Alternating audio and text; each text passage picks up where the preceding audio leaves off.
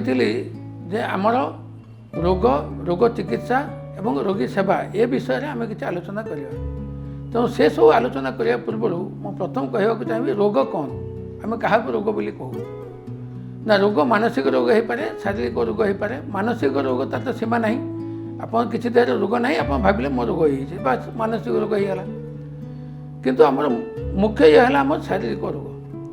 ତେଣୁ ରୋଗ କ'ଣ ସେଇଟା ଜାଣିବା ପୂର୍ବରୁ ଆମକୁ ପ୍ରଥମ ଦେଖିବାକୁ ପଡ଼ିବ ଆମ ଶରୀରର ଗଠନ ଏବଂ ଶରୀରର କାର୍ଯ୍ୟପ୍ରଣାଳୀ କେମିତି ହେଉଛି। ଯେଉଁଟାକି ମେଡ଼ିକାଲ ପିଲା ଯେତେବେଳେ ପାଠ ପଢ଼େ ସେ ପ୍ରଥମ ଏନାଟୋମି ଆଣ୍ଡ ଫିଜିଓଲୋଜି ପଢ଼େ, ଯେ ଏ ଦେହର ଗଠନ କେମିତି ହେଇଛି, ଯେଉଁ ସବୁ ଅଙ୍ଗ ପ୍ରତ୍ୟଙ୍ଗ ଅଛି ସେମାନେ କାମ କେମିତି କରୁଛନ୍ତି, ସେଇଟା ପ୍ରଥମ ପଢ଼ାଯାଏ। ତେଣୁ ପ୍ରତ୍ୟେକ ଅଙ୍ଗ ପ୍ରତ୍ୟଙ୍ଗର ଗଠନ ଗୋଟେ ଭିନ୍ନ ପ୍ରକାର ଅଛି, ତାର କାର୍ଯ୍ୟ କେମିତିକା ସେଇ ଅନୁସାରେ ଗଠନ।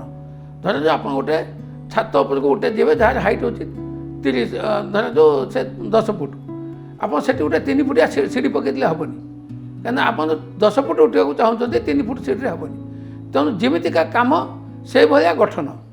ତେଣୁ ଆମ ଶରୀର ଯେତେ ଅଙ୍ଗ ପ୍ରତ୍ୟଙ୍ଗ ଅଛି ତାକୁ କେତେ ଗୁଡ଼ା ଟିସ୍ୟୁ, ଗ୍ରୁପ୍ ଅଫ୍ ସେଲ୍ସକୁ ନେଇକି ଟିସ୍ୟୁ ବା ତନ୍ତୁ ବୋଲି କୁହାଯାଏ। ସେ ତନ୍ତୁର ଗଠନ ଭିନ୍ନ ଭିନ୍ନ ପ୍ରକାରର ଅଛି ଏବଂ ସେ ଗଠନରେ ନିର୍ଭର କରୁଛି ସେ କ'ଣ କାମ କରିବାକୁ ଯାଉଛି। ତେଣୁ ଯେଉଁଥି ବି କାମ କରିବ ସେଇଭଳିଆ ତନ୍ତୁର ଗଠନ ହେଇଛି, ଏନାଟୋମି ଏବଂ ଫିଜିଓଲୋଜି।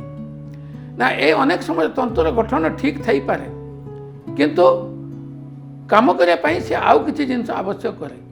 ଯଦି ସେ ଆବଶ୍ୟକ ବସ୍ତୁ ମଧ୍ୟ ନାହିଁ ତାହେଲେ ମଧ୍ୟ ସେ ଠିକ୍ ଭାବରେ କାମ କରିପାରେ ନାହିଁ। ଯଥା ମୁଁ ଗୋଟେ ଉଦାହରଣ ଦେବି, ବୋନ୍ ମ୍ୟାରୋ, ଅସ୍ଥି ଭିତରେ ଥିବା ମଜ୍ଜା, ସିଏ ରକ୍ତ ତିଆରି କରେ। ଆପଣ ଯେଉଁ WBC, RBC, ପ୍ଲେଟଲେଟ୍ ସବୁ ଯାକ ସେ ତିଆରି କରେ।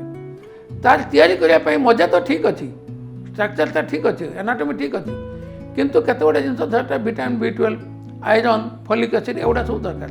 ଯଦି ଏଗୁଡ଼ାକ ନାହିଁ, ମଜ୍ଜା ଠିକ୍ ଥାଇକି ମଧ୍ୟ କାମ ସେ ଠିକ୍ ଭାବରେ କରିପାରିବ ନାହିଁ। ତେଣୁ କାର୍ଯ୍ୟ ଶୈଳୀରେ କିମ୍ବା ଗଠନରେ ଯଦି ଡିଫେକ୍ଟ ହେଲା ତାହେଲେ ସେ ତନ୍ତୁ ଠିକ୍ ଭାବରେ କାମ କରିପାରିବ ନାହିଁ ଏବଂ ସେଇଟା ହେଉଛି ରୋଗ। ଅର୍ଥାତ୍ ଷ୍ଟ୍ରକ୍ଚର କିମ୍ବା ଫଙ୍କସନ୍, ଏନାଟୋମି ବା ଫିଜିଓଲୋଜି ଯଦି ଡିଜର୍ଡର ହେଇଗଲା, ଯେକୌଣସି ଅଙ୍ଗର ହେଉ, ସେଇଟା ହେଲା ରୋଗ। ଏ ରୋଗ ହେଉଛି ଏମିତିଆ ଗୋଟେ ଜିନିଷ ଯେଉଁଟାକି ସମସ୍ତେ ପୃଥିବୀ ଯାକ ସମସ୍ତେ ରୋଗକୁ ଭୟ କରନ୍ତି।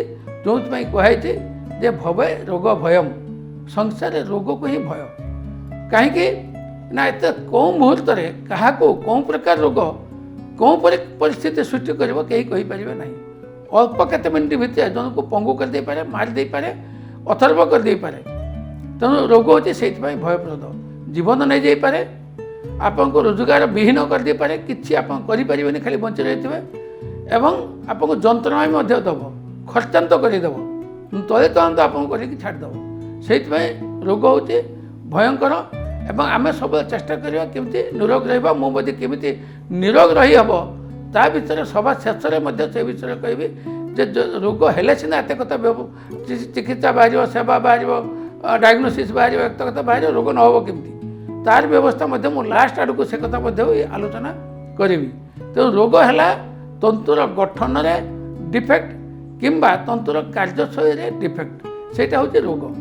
ଏବଂ କେମିତି ସେଇଟା ସୃଷ୍ଟି ହୁଏ, ଆପଣ କେମିତି ରୋଗକୁ ଡିଲ୍ କରିବେ, ଡାକ୍ତର କ'ଣ କରନ୍ତି, ସେ ବିଷୟରେ ଆମେ ପରବର୍ତ୍ତୀ ଏପିସୋଡ଼ରେ ଆଲୋଚନା କରିବା।